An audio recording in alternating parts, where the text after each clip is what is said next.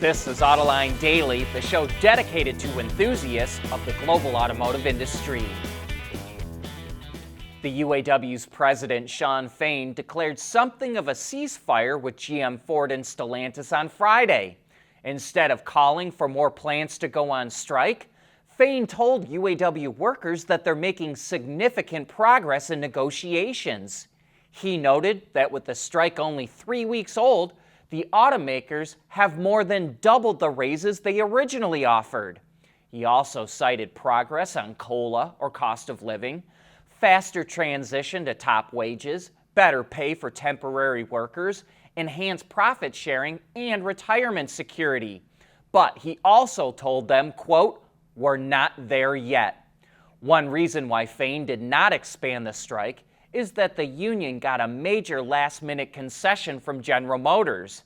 It says it will bring workers at its joint venture battery plants into the master contract agreement, which will likely get them the full wages earned by workers in assembly plants.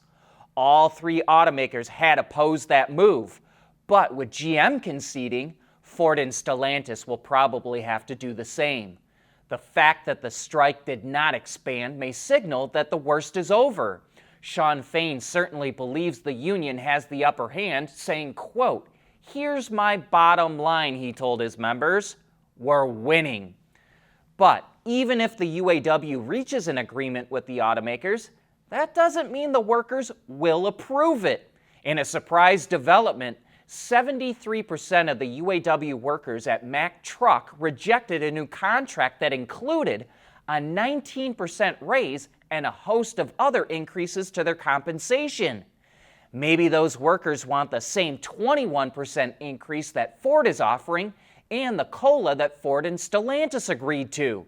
Fain has raised the expectations of UAW members, and they want them to deliver. And when the workers reject a contract, that actually gives the union more bargaining leverage. And now all eyes turn to Canada, where Unifor, the Canadian union, has a strike deadline of midnight tonight with General Motors. Unifor told workers at GM's engine plant in St. Catharines to get ready to strike. That plant makes V8 and V6 engines, as well as 6- and 8-speed transmissions that go to multiple GM assembly plants in the US, Mexico, and Canada. So a strike there would be a crippling blow to GM's most profitable products across North America.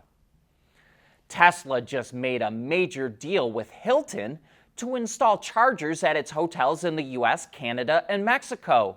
20,000 chargers will be installed at 2,000 locations starting next year.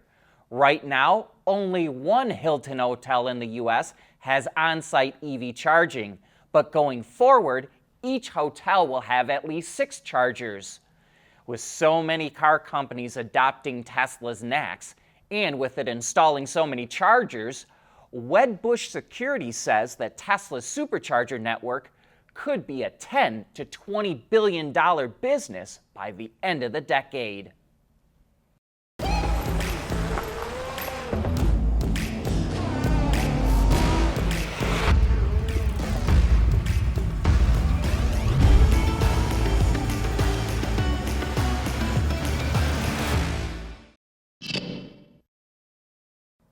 The IRS made a couple of big changes to how the federal tax credit for EVs is applied in the U.S. First, starting at the beginning of next year, the credit can be deducted from the price of the vehicle right at the time of purchase. Buyers can now transfer the credit to an eligible entity, which essentially means that the buyer gives their tax credit to the dealer, and then the dealer gives them the discount. Because the wording says eligible entity, companies like Tesla, Lucid, and Rivian that don't use franchise dealers can also make the point-of-sale price cut. Unfortunately, this will require even more information when buying an EV, but even more people will qualify for the full credit now. Previously, to get the full $7,500, you had to owe at least that much in federal taxes. But the IRS is removing the rule so lower-income buyers can qualify for the EV credit. Yet, the income cap of $150,000 for single filers, $225,000 for heads of household, and $300,000 for married buyers is still in place.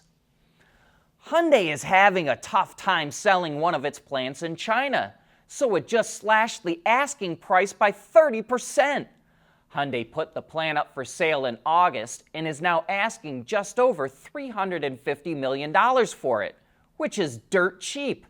The factory in Chongqing is jointly operated with BAIC, and it opened in 2017 with a capacity of 300,000 vehicles.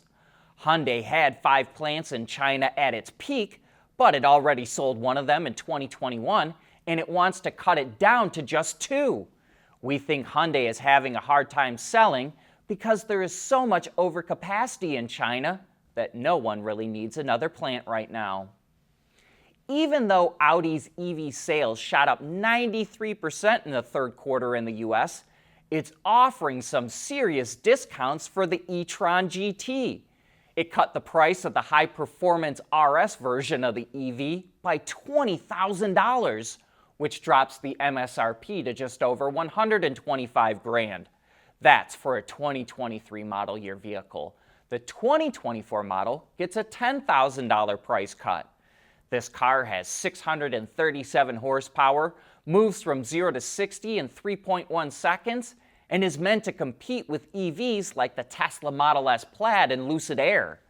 Audi also dropped the price of the standard 2023 e-tron GT by $12,500 and $5,000 for the 2024 model. Ford is expanding Blue Cruise in Europe. It already operates in Great Britain and Germany and was the first to get approval for a hands-free system in Spain. Ford says 95% of these countries' motorways could be made to work with Blue Cruise, and it will update vehicles with more roads over time. The technology is also available in vehicles sold in the US and Canada. Ford charges about $22 a month for Blue Cruise in the UK and is counting on subscription services to grow its top line. Speaking of Ford, it just opened the order books for the all-new Transit Custom and Tourneo Custom in Europe.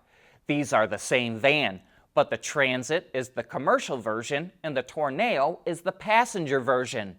They're available with a range of diesel engines or as a plug-in hybrid or pure electric model. The diesels can be paired with a manual or automatic transmission, as well as all-wheel drive for the first time. The PHEV uses a 2.5-liter gas engine with a nearly 12 kilowatt-hour battery pack, which provides about 56 kilometers or 35 miles of range. And the all-electric version has a 64 kilowatt-hour battery that provides up to 325 kilometers or about 200 miles of range. The all-new vans will also take advantage of a new electronic architecture, which supports an updated infotainment system and over-the-air updates. While orders for the versions with an IC engine are open now, the BEV version will follow soon, but deliveries for it won't start until the summer of next year. And that brings us to the end of today's show. Thanks for making Autoline a part of your day.